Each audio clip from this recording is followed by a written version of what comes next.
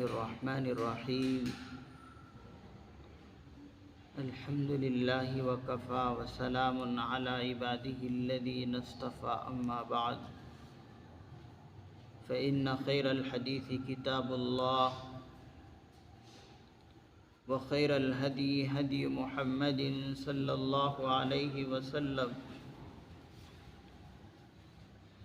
व शर्रल उमूरि मुहदसातुहा व कुल्ल मुहदसतिन बिदअह व कुल्ल बिदअतिन ज़लाला व कुल्ल ज़लालतिन फिन्नार फ़क़द क़ाल अल्लाहु तबारक व तआला फ़िल क़ुरआनिल मजीद वल फ़ुरक़ानिल हमीद फ़अऊज़ु बिल्लाहि मिनश शैतानिर रजीम बिस्मिल्लाहिर्रहमानिर रहीम व अतिम्मुल हज्ज वल उम्रत लिल्लाह फ़इन उहसिरतुम फमस्तैसर मिनल हदी वला तहलिक़ू रुऊसकुम हत्ता यब्लुगल हदियु महिल्लह फमन कान मिनकुम मरीज़न औ बिही अज़म मिन रअसिही फफ़िद्यतुम मिन सियामिन औ सदक़तिन औ नुसुक फ़इज़ा अमिनतुम फमन तमत्तअ बिलउम्रति इलल हज्जि फमस्तैसर मिनल हदी फमन लम यजिद फ़सियामु सलासति अय्यामिन फ़िल हज्जि व सबअतिन इज़ा रजअतुम तिल्क अशरतुन कामिलह ज़ालिक लिमन लम यकुन अहलुहु हाज़िरिल मस्जिदिल हराम वत्तक़ुल्लाह वअलमू अन्नल्लाह शदीदुल इक़ाब सदक़ल्लाहुल अज़ीम।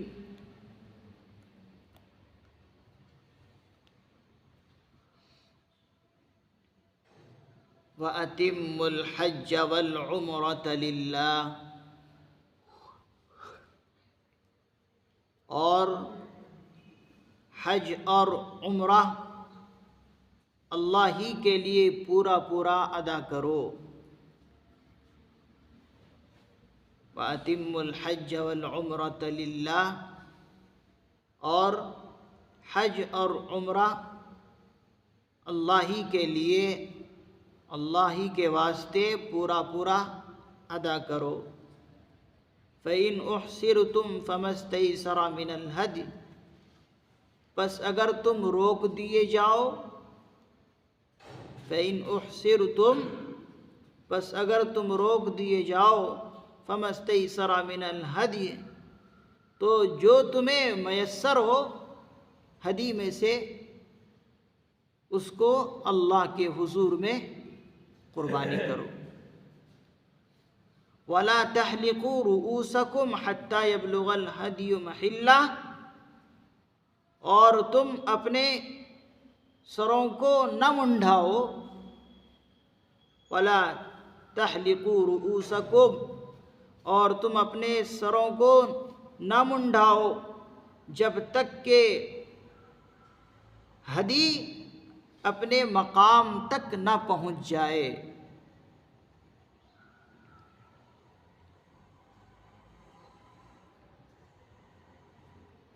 हज़रात मुफ़स्सिरीन इज़ाम ने फरमाया कि यह आयत मुबारका उस वक्त नाजिल हुई जब आका अलैहिस्सलातु वस्सलाम सन 7 हिजरी में ज़िक़ायदा के महीने में अपने उम्रे की क़ज़ा के लिए निकले। जो सुलह हुदैबिया हुआ था, मुशरिकीन मक्का क्या कहे थे कि तुम्हें इस साल उम्रा करने की इजाज़त नहीं है, तुम्हें अगले साल आकर उम्रा करो। तो आप पहले सन 6 हिजरी को उम्रा की नीयत से निकले थे और सन 6 हिजरी में ही सुलह हुदैबिया का वाक़या पेश आया कि उम्रा करने देने से आपको मना कर दिया। तो उसी साल मुशरिकीन मक्का ने ये सुलह किया कि आप इस बार वापस लौट जाएं मदीना, आइंदा साल आकर उम्रा करें। तो उम्रे की क़ज़ा की नीयत से आप सन 7 हिजरी को यानी अगले साल को निकले।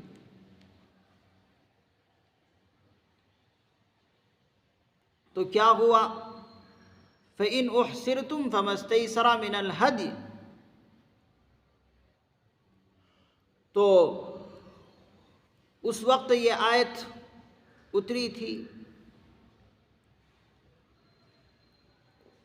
और इसके अंदर कहा गया कि अपने उम्रे की क़ज़ा भी वाजिब है, कि जब इंसान उम्रे की नीयत से निकल जाए लेकिन रास्ते में दुश्मन की वजह से या किसी और वजह से उन्हें रोक दिया जाए तो अब उस उम्रे की क़ज़ा अगले साल वाजिब है, वो करना पड़ेगा। अब आया उम्रा वाजिब है या सुन्नत है, यह अलग मसला, लेकिन जब एक मर्तबा उसको शुरू कर दे तो फिर उसको दोबारा उसे करना, क़ज़ा करना वाजिब हो जाता है। जैसे मिसाल के तौर पर आप अगर नफिल नमाज शुरू करें, ऐसे नफिल नमाज वाजिब नहीं, फ़र्ज़ नहीं है, नफिल नमाज वाजिब भी नहीं, फ़र्ज़ भी नहीं, लेकिन कोई 2 रकात की नीयत नफिल नमाज के लिए बांध ले हाथ, फिर उसके बाद तोड़ दे। अब मसला क्या है? अब वो जो 2 रकात आपने नफिल की नीयत से बांधी है हाथ और आपने बीच में तोड़ दिया, अब वो 2 रकात आप पर वाजिब हो, आपको लौटाना पड़ेगा, क़ज़ा करनी पड़ेगी। या इसी तरीके से आप रोज़े को ले लें, आपने रोज़े की नीयत से नफिल रोज़ा रखा, बीच में तोड़ दिए, नफिल रोज़ा फ़र्ज़ नहीं था, आपने नीयत करके रखा लेकिन बीच दिन में आपने उस रोज़े को तोड़ दिया। अब फ़ुक़ाए इकराम क्या फरमाते हैं? अब ये तुमने रोज़ा अपने ऊपर फ़र्ज़ कर लिया, वाजिब कर लिया, अब वो रोज़े की क़ज़ा ज़रूरी है। तो इसी तरीके से हज का मसला है कि जब कोई इंसान हज और उम्रह की नीयत करे और उसके लिए निकल जाए लेकिन दुश्मन की वजह से उन्हें रोक दिया जाए तो अब फिर वो चीज़ जो है पूरी तरह अदा करना पड़ता है, उसकी क़ज़ा ज़रूरी है। तो इसी वजह से हुज़ूर अलैहिस्सलातु वस्सलाम निकले थे और दूसरे साल उम्रे की क़ज़ा की ग़रज़ से निकले। तो जिस साल में आप निकले थे शुरू में सन 6 हिजरी को, तो रास्ते में रोक दिया दुश्मनों ने, मुशरिकीन मक्का ने। तो अब यहाँ पर मसला बतलाया हुज़ूर अलैहिस्सलातु वस्सलाम के लिए और सहाबा के लिए अल्लाह रब्बुल इज़्ज़त ने कि देखो अब तुमने तो एहराम बांध लिया है उम्रे के लिए, लेकिन दुश्मनों ने रोक लिया, तो अब उस एहराम से हलाल कैसे होगे? उस एहराम के बांधने के बाद अब तो एहराम खोलना, इसलिए कि आप जा नहीं सकते, कर नहीं सकते। तो उसके लिए बताया कि अब जो तुम्हें हदी है तुम्हारे हाथ में, यानी जानवर, जो कुर्बानी के जानवर लेकर जाते हैं मिना के मकाम में, तो उस जानवर को क्या कहते हैं? हदी कहते हैं, हदी। तो अल्लाह रब्बुल इज़्ज़त इरशाद फरमा रहे हैं कि जब तुम्हें रोक दिया गया, अब तुम वहाँ पहुँच नहीं सकते, अब तुम्हें एहराम से अपने आप को हलाल होना है, अपने आप को खोलना है एहराम, तो उसके लिए ये है कि तुम हदी के जानवर वहाँ पर पहुँचा दो। जो भी तुम्हें मयस्सर है, जो भी तुम्हें नसीब है, उस हदी के जानवर को, उस कुर्बानी के जानवर को वहाँ पहुँचा दो। पहुँचाने से पहले अब तुम एहराम नहीं खोल सकते। हज के लिए, उम्रे के लिए जो एहराम बांधा जाता है मीकात में, तो अब उससे जो निकलना है, तो अल्लाह रब्बुल इज़्ज़त इरशाद फरमाते वला तहलिकू रुऊसकुम हत्ता यबलुगल हदियु महिल्ला, तुम अपने सरों को मुंडा भी नहीं सकते जब तक कि तुम्हारे हदी ज़बह के मकाम पर न पहुंच जाए। तो तुम्हें करना यह है, अपने एहराम से जब निकलना है तो उसके लिए ज़रूरी है एहराम खोलने से पहले सर भी मुंडा नहीं सकते, सर का भी हलक नहीं कर सकते। एहराम से निकलने के बाद ही कोई इंसान अपने सर को मुंडा सकते हैं या हलक कर सकते हैं, कटा सकते हैं निकलने के बाद। अब निकलने के लिए क्या करना है, बताया कि तुम्हारे हदी, तुम्हारी कुर्बानी के जानवर उस मकाम पर पहुंच जाए, हरम मक्का में, जहाँ पर कुर्बानी के जानवर ज़बह होते हैं, वहाँ पहुँचा दो किसी तरीक़े से, किसी के हाथ से भिजवा दो और कह दो कि हम जो है उम्रे की नीयत से निकले थे, हज की नीयत से निकले थे, लेकिन दुश्मनों की वजह से नहीं जा सके, तुम जो है जाकर इन जानवर की कुर्बानी कर दो और कुर्बानी करने के बाद हमें इत्तिला कर दो ताकि हम एहराम से निकल जाएं। फिर उसके बाद आप हलक कर सकते हैं, अपने सर को मुंडा सकते हैं, इससे पहले आप एहराम से नहीं निकल सकते। तो एहराम से निकलने का ये तरीक़ा बताया। फ़मन कान मिनकुम मरीज़न औ बिही अज़म मिन रअसिही फ़फ़िद्यतुम मिन सियामिन औ सदक़तिन औ नुसुक। बस जो शख्स तुम में से बीमार हो, फ़मन कान मिनकुम मरीज़ा, बस जो शख्स तुम में से कोई मरीज़ हो, औ बिही अज़म, या कोई तकलीफ़ हो उसे, मिन रअसिही, सर में से, सर की वजह से कोई तकलीफ़ हो, सर में दर्द हो, सर में ज़ख़म हो, या सर में जुएँ पड़ गए हों, अगर ये उज़्र है एहराम की हालत में, तो फरमाया फ़फ़िद्यतुम मिन सियामिन, तो फिर बदला है रोज़े में से, और सदक़ा, या फिर सदक़ा है, और नुसुक, या फिर कुर्बानी है। यहाँ क्या बताया, एहराम ही की हालत में है, लेकिन एहराम की हालत में होने की वजह से, लेकिन वो शख्स बीमार भी है,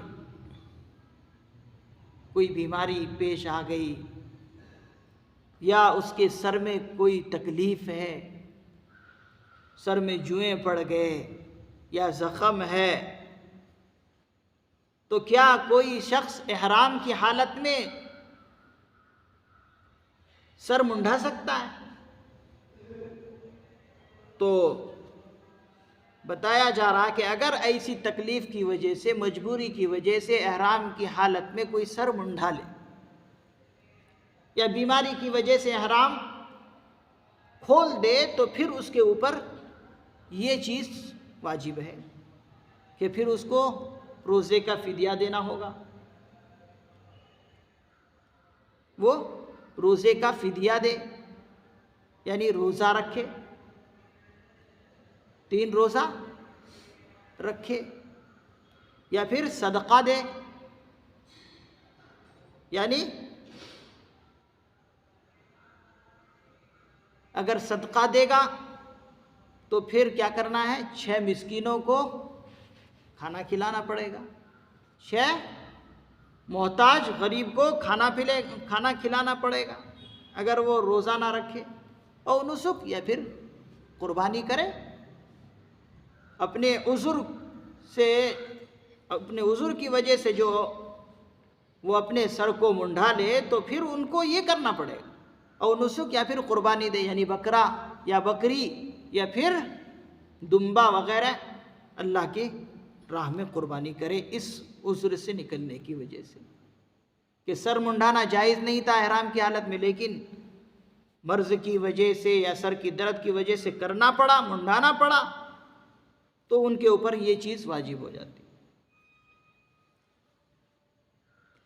फ़इज़ा अमिनतुम फ़मन तमत्तअ बिल-उम्रति इलल हज्ज फ़मस्तयसर मिनल हदी। फिर जब तुम अमन हासिल कर लो, फ़इज़ा अमिनतुम, जब तुम्हें अमन हासिल हो जाए, फ़मन तमत्तअ बिल-उम्रति इलल हज्ज, बस जो शख्स हज के साथ उम्रे का भी तमत्तो करें, बस जो शख्स हज के साथ उम्रे को भी मिला ले, फ़ायदा हासिल करे हज के साथ उम्रे का भी, तो फ़मस्तयसर मिनल हदी, तो जो उसे मयस्सर है हदी में से, तो वो अल्लाह की राह में कुर्बानी करे। अब यहाँ पर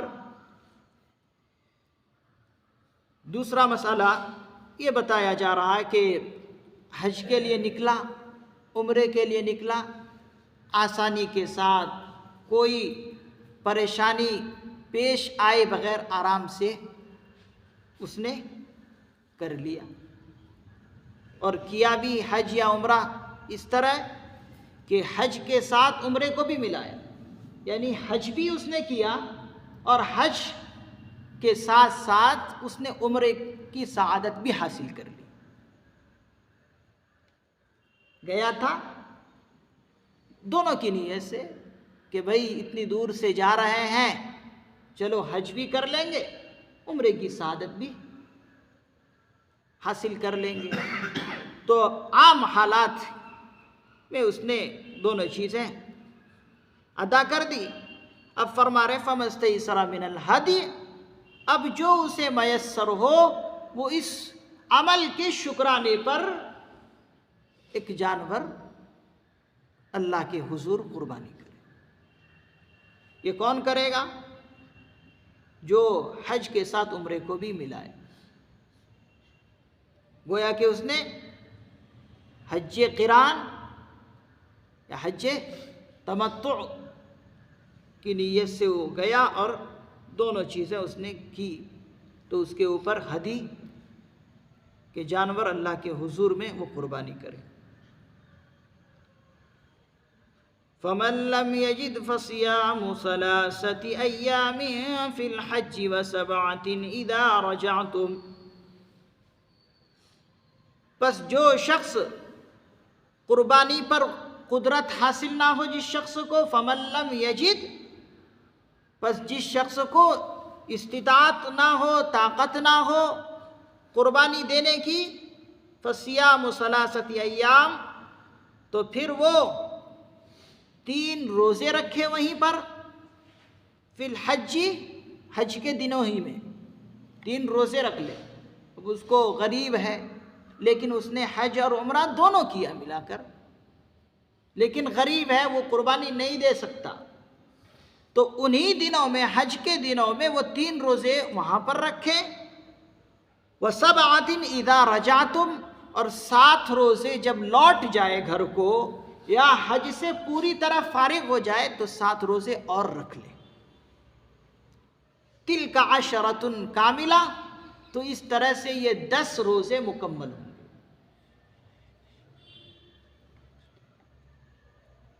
तो ये गरीब शख्स था, उसने हज और उम्रा दोनों मिलाकर किया, लेकिन कुर्बानी की ताकत नहीं रखता था, तो उसके लिए अल्लाह ने यह मसला बताया कि वो 3 रोज़े रखेगा हज के दिनों ही में।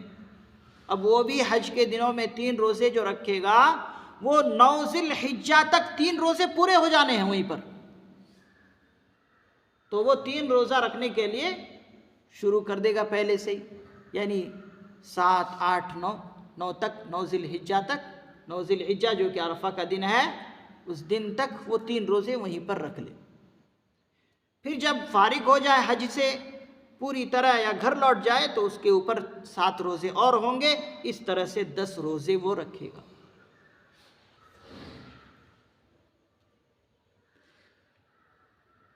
ज़ालिका लिमन लम यकुन अहलुहु हाज़िरिल मस्जिदिल हराम, ये उस शख्स के लिए है कि जिसके घर वाले मस्जिद हराम के पास ना हो। ये काम कौन करेगा? ये उसके लिए है। अल्लाह रब्बुल इज़्ज़त इरशाद फरमाते हैं ज़ालिका लिमन लम यकुन, ये उस शख्स के लिए है जिसके घर वाले मस्जिद हराम के पास ना हो। क्या मतलब? मतलब ये है कि हज्जे क़िरान, हज्जे तमत्तु, ये उन लोगों के लिए जायज़ है जो मीक़ात से दूर रहने वाले लोग हैं, यानी बाहर से जाकर वहाँ पर पहुँचे हों मीक़ात में, तो ये उन लोगों के लिए हज्जे तमत्तु और हज्जे क़िरान है। दोनों से फ़ायदा उठाना किन लोगों के लिए है? ये बाहर से जो जाते हैं, हिंदुस्तान से, पाकिस्तान से, अफ़गानिस्तान से और दूर दूर ममालिक से जो वहाँ तक पहुँचते हैं, उन लोगों के लिए ये है कि वो हज और उम्रा दोनों को मिला सकते हैं, या उम्रे के साथ हज को मिला सकते हैं। गया था उम्रे की नीयत से, लेकिन उसका दिल हुआ कि नहीं हज भी कर लें, या गया था हज की नीयत से, लेकिन उसने सोचा कि फिर कब आना होगा हज की सआदत के लिए, चलो हज के साथ उम्रा भी मिला लें। तो ये कौन लोग कर सकते हैं? ये जो बाहर से जाने वाले लोग हैं, वो लोग को ये हक़ हासिल है कि वो दोनों कर सकते हैं। लेकिन जो हुदूद हरम में है या वहीं के मीक़ात में हैं, वहीं के अड़ोस पड़ोस वाले हैं, वहीं के रहने वाले हैं, या मीक़ात ही के करीब में रहते हैं, तो उन लोगों के लिए ये दोनों चीज़ों का हक़ नहीं है कि वो उम्रा को और हज को दोनों मिला ले। ये दुरुस्त नहीं है। वो लोग करेंगे तो सिर्फ़ क्या करेंगे? हज्जे इफ़राद करेंगे, यानी सिर्फ़ तन्हा हज कर सकते हैं।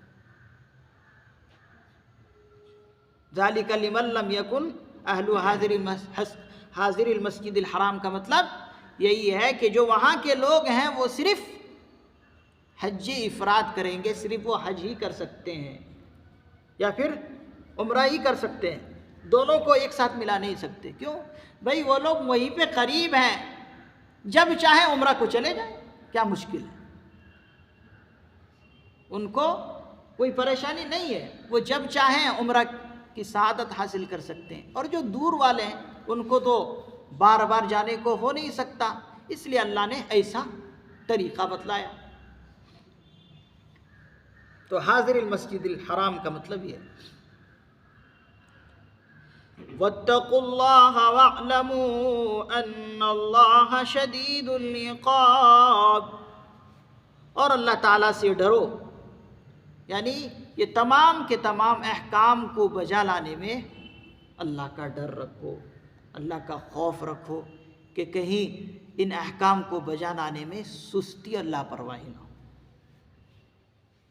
कि गए एक मुक़द्दस इबादत को अंजाम देने के लिए, लेकिन वहाँ जाकर कोई इन चीज़ों का ख्याल ही ना रखे, जो चीज़ नहीं करने की वो भी कर रहे हैं, और गए तो कुछ तालीम हासिल करके गए नहीं कि भाई उम्रा करना है तो उम्रे की क्या क्या चीज़ें ज़रूरी है, क्या करना है क्या नहीं करना है, कोई तालीम ही नहीं। या गए हज की नीयत से, लेकिन हज करने का तरीक़ा क्या है, किन चीज़ों से बचना है, किन चीज़ों से नहीं बचना है, कौन कौन चीज़ें करनी है, वो कुछ तालीम ही नहीं। तो बताया गया वत्तक़ुल्लाह, इन तमाम के तमाम अहकाम को बजा लाने के लिए पूरी तरह अल्लाह से डर कर करो, खुलूस से नीयत के साथ करो, अल्लाह से डरते हुए करो।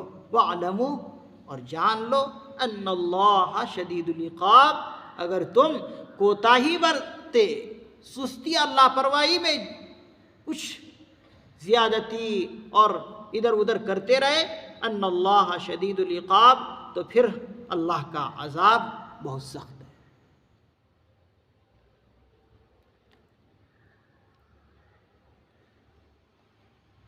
तो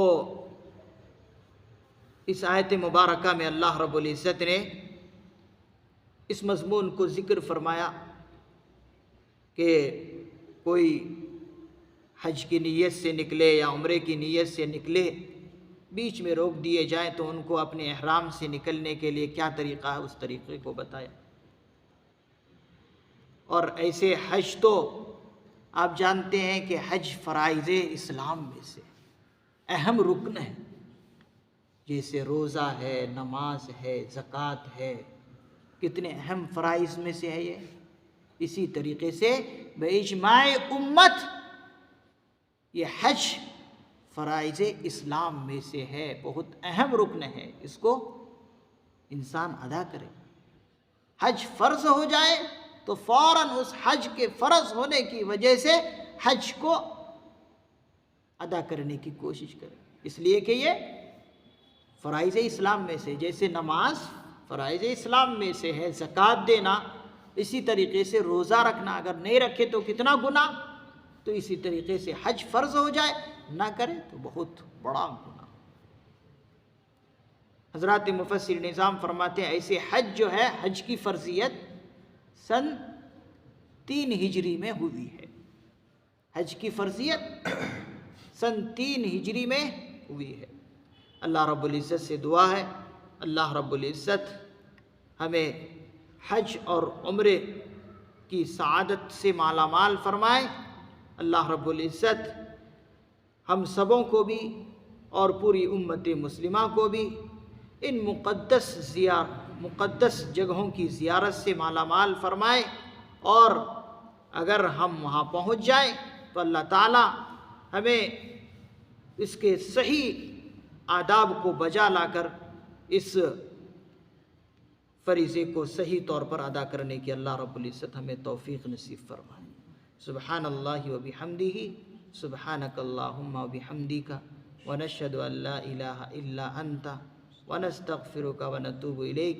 सुब्हान रब्बिका रब्बिल इज़्ज़ति अम्मा यसिफ़ून, व सलामुन अलल मुरसलीन, वल्हम्दुलिल्लाहि रब्बिल आलमीन।